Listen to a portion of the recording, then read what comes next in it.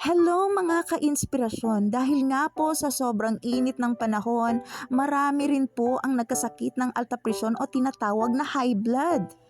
Isa sa pinakamabisang paraan para ito ay agad na malunasan ay ang pag-monitor ng ating blood pressure o BP. Ito ang mga dapat gawin at tandaan para sa pagkuha ng BP. Una, kailangang magpahinga 30 minutes bago magpakuha ng inyong blood pressure o BP.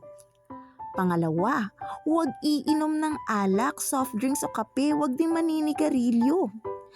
Pangtatlo, umihi muna bago kayo magpa-BP. Pang-apat, kailangang nakalibel ang braso sa dibdib. Mas maiging nakapatong ang braso sa ibabaw ng lamesa. Pang-lima, maupo ng diretso at kailangang nakatapak ang paa sa sahig. Kailangang nakarelax. Pang-anim, huwag magsasalita habang kinukunan ng BP. Always remember, sakit ay malulunasan kung ito ay maaagapan. Health is wealth!